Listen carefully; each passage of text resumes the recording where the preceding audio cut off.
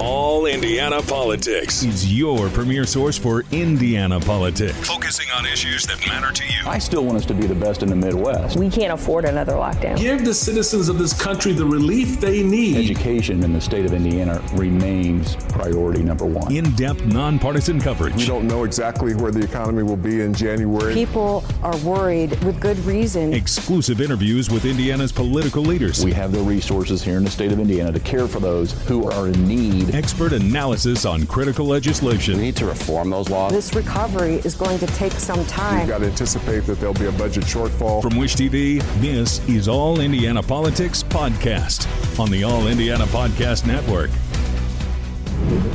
Good morning and welcome to All Indiana Politics. I'm Garrett Bergquist in for Phil Sanchez. Thousands of suspected undocumented immigrants are either in federal custody or have been deported. The sweeps began as soon as President Donald Trump took office, and Governor Mike Braun has ordered state law enforcement agencies to assist whenever possible. The governor's order comes as federal authorities are arresting thousands of suspected undocumented immigrants around the country. This executive order is about putting the spirit of Indiana behind what most Americans are for. The order directs statewide law enforcement agencies, such as the state police, to notify the State Intelligence Fusion Center if they believe a criminal suspect is in the country illegally. The order is limited to people with a criminal history or those suspected of a felony, espionage, or a public safety threat. The Fusion Center would have to notify Immigration and Customs Enforcement if its investigators conclude the information is valid. After that, it's up to ICE.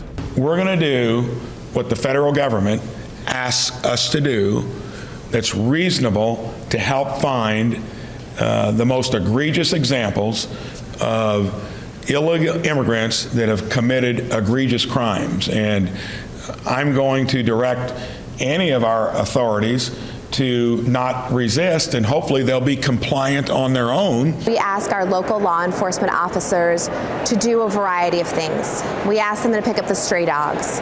We ask them to be social workers to mental health issues. We ask them to take care of our homeless. We ask them to prevent crime. We ask them to intercept crime. We ask them to deal with drug issues. And now we're asking another aspect of them.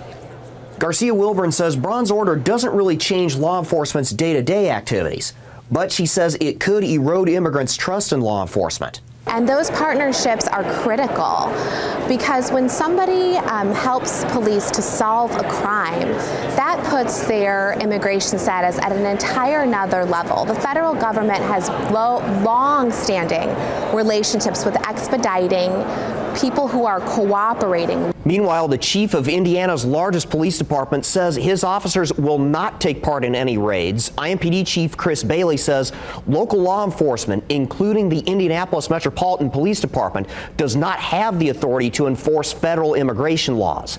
IMPD has not been asked to take part in immigration sweeps, nor do we have any intention of doing so. This is not our role.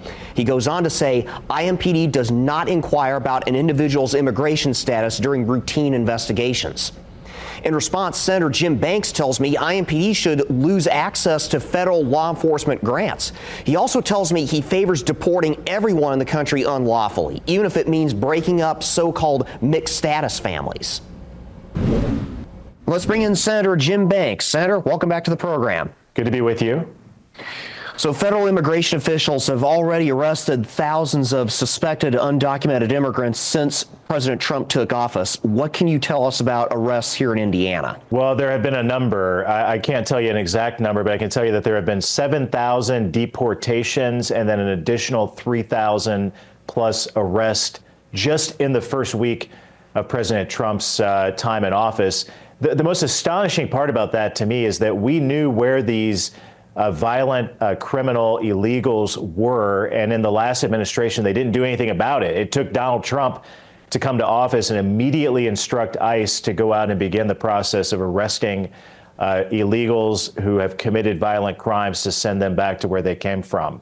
So he's off to an aggressive, strong beginning. There's a lot more to do, but President Trump is not going to waste any time.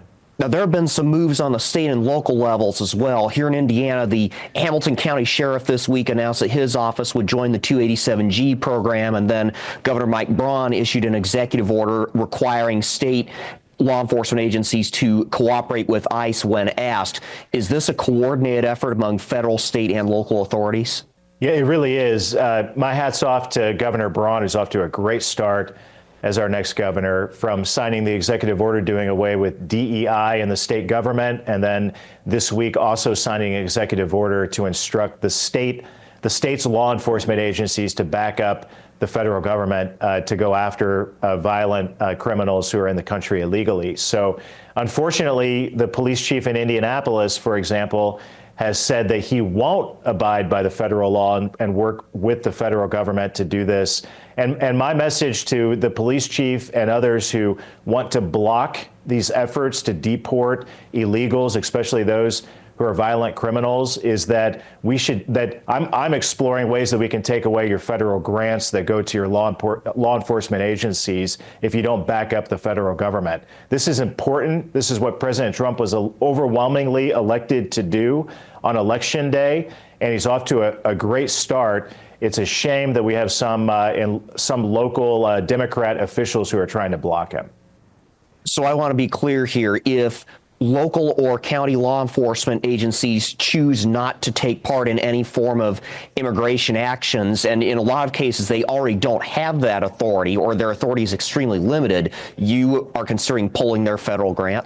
Yeah, that's exactly right. If local city police chiefs, like the police chief in Indianapolis, suggest that he's going to block those efforts by ICE or the federal government to deport illegals, especially criminals who are in the country illegally, then I'm exploring ways to take away federal grants that go to those law enforcement agencies.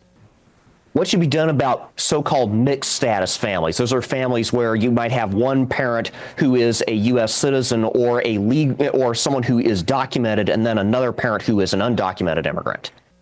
Again, my message is clear. If you came to this country illegally, you should go back to where you came from and then try to enter this country through the legal process.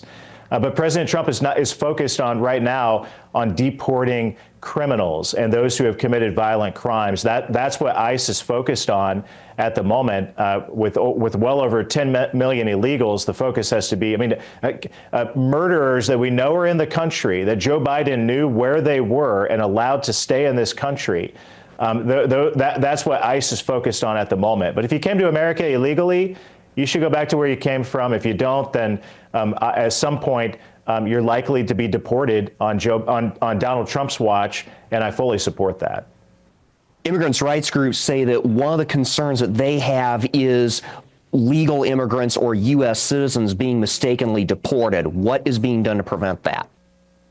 Well, I'm not aware of that happening. I mean, that sounds like a scare tactic by some of these groups who don't want illegals to be deported. So if there are good examples of that happening, then we should correct it. But what ICE is focused on is going out and using the full force of the federal government to go out and identify these violent criminals and get them out of our country. I mean, it's really as simple as that.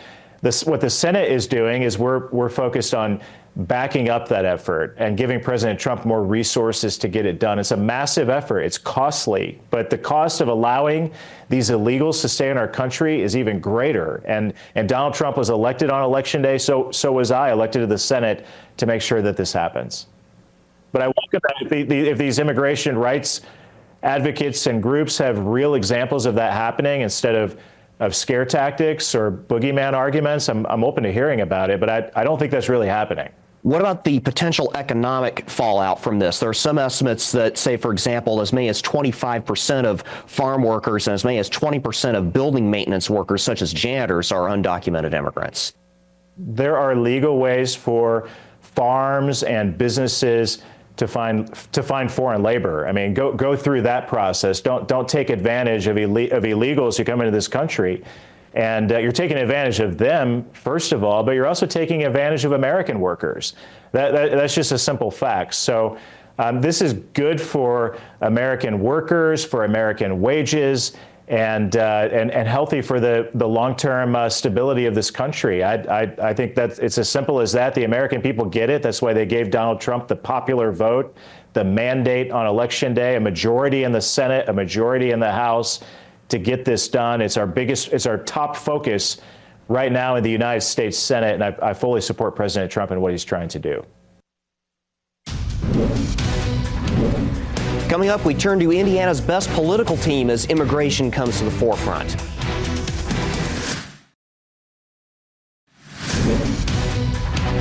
Welcome back to All Indiana Politics as we welcome in two members of Indiana's best political team, Republican Whitley Yates and Democrat Ariel Brandy. Whitley, let's begin with Braun's order to state law enforcement. Could this cause immigrants, regardless of status, to stop cooperating with police?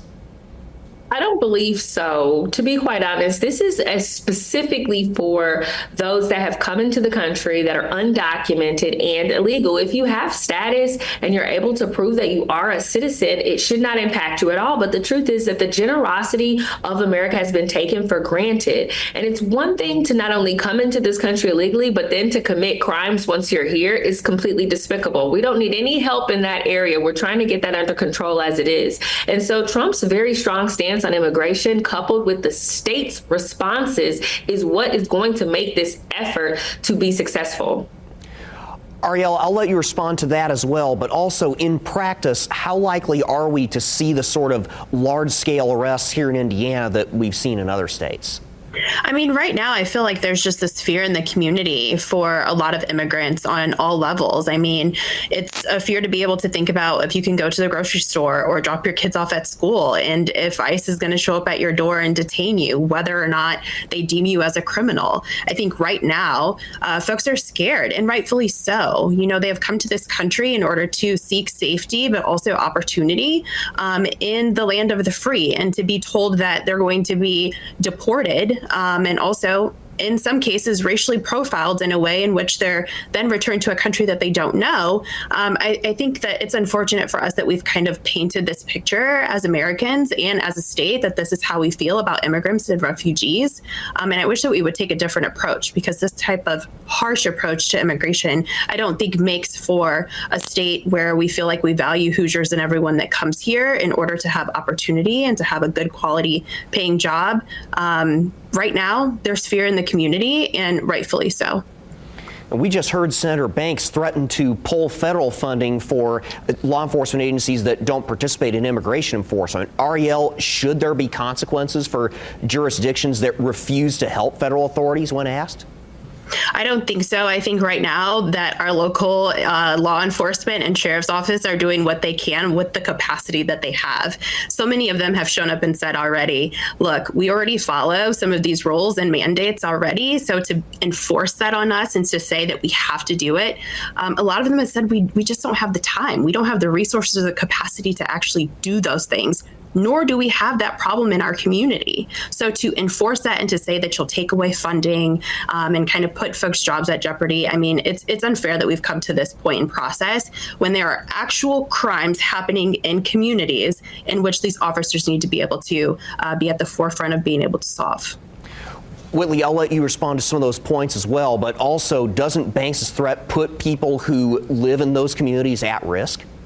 Absolutely not. If you want to receive federal funding but don't want to follow federal guidelines, then why would you receive the federal funding? And let's go back to some of the points that Ariel made. The truth is that they're not running into Whole Foods and trying to check and see if you have legal status. They're going after people who have committed crimes. Now, if in the process other people who are undocumented get caught up in that, well, that was the chance that they took when they made the decision to come into this country illegally. And so the fear should not be for anyone that has the foundational documents necessary to stay. The fear would be anyone who bypassed the system that we already have in place to still come to this country, knowing that they don't have the proper documentation, not only to come, but to stay. So if you are a refugee and haven't gone through that process and circumvented that process, well, you should be afraid, because you have now broken a federal law. And so I don't think that we should have coddle for any criminals who've broken federal law. We have enough lawbreakers right here that are American citizens already, and we don't need any help.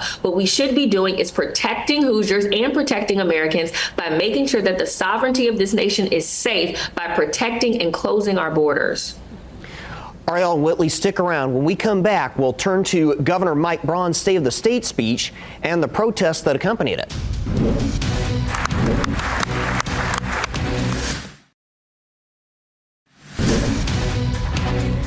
Welcome back to All Indiana Politics. Still with us are Democrat Ariel Brandy and Republican Whitley Yates. Governor Mike Braun gave his first State of the State speech on Wednesday night. Almost the entire Indiana Black Legislative Caucus chose not to attend. Instead, they went to a unity rally that was held on the 4th floor while the speech was going on. This was in response to his order ending the state's DEI efforts and the decision not to provide additional grant funding to Martin University. Ariel, Republican leaders called the IBLC's move divisive. Do they have a point? No, I don't think that it was divisive at all. I think they're responding to something that is directly impacting their community, and rightfully so. Martin University is our only Black university that we had in our state, but also, too, when you look at the cuts that are happening nationally and in state when it comes to DEI work and how we are talking about communities of color, I mean, they wanted to just bring folks together to just continue to reiterate this is an important issue to us. It should be an important issue to all Hoosiers.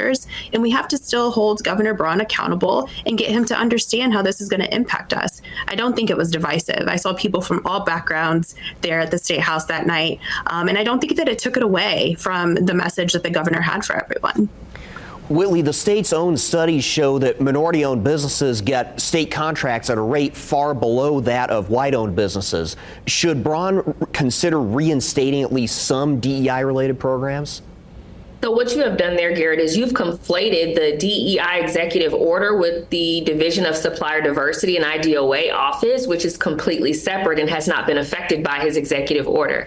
But to go back to the question that you asked, Ariel, absolutely it was divisive, and it was also disingenuous, because the truth of the matter is that Martin University is a private school and a private university, and it is not likely that we would be providing state funds to a private institution, although there was a one-time allotment. And the members of the Black Legislative Caucus that voted for that allotment of money knew that it was a one-time allotment. And so the fact that they are utilizing this as a political bargaining chip to rally people around the idea that Governor Braun is somehow targeting Martin University is disingenuous. And then that, coupled with the outrage over the DEI office that had already been shut down because it was funded through a grant and not codified, is also once again disingenuous.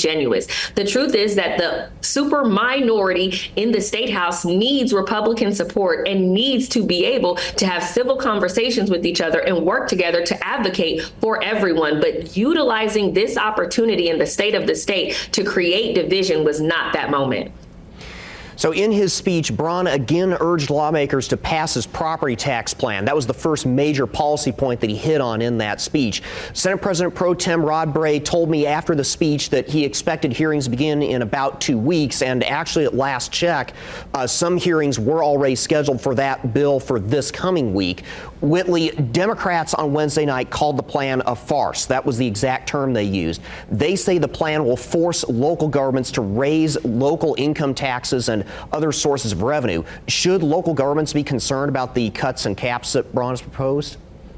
I think that we should be concerned about the rising property taxes and how that money has gone away from Hoosiers and what we are going to do specifically for the most vulnerable populations that are paying, like my parents and my grandparents and those that are on a fixed income and retired. And his plan not only addresses the caps, but also addresses the senior citizens. And so the problem that I have is that if you want to give criticism without constructive feedback on what the policy should do, then you are then part of the problem. The question you have to ask is, what is it that local governments want to see, as opposed to just lambasting the policies that have been presented?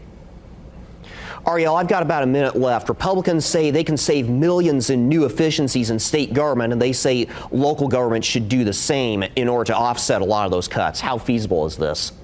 I mean, I think that it puts a lot of pressure on our local governments who are already constrained as is, and looking at how they can navigate resources and things like that. I mean, right now, to be stuck on property taxes when there are so many other important issues in our state that are happening, I mean, I just feel like I wish I could have gotten more out of the State Out of State address to be able to address some of the other issues that I feel are important to Hoosiers right now, and to place that type of burden on local governments. I mean, I don't know how folks are going to react to that. And I could see there being some pushback because we don't want to have to see other funding taken away from law enforcement, our fire departments, our schools. We will have to leave it there. Thank you both. We will be right back.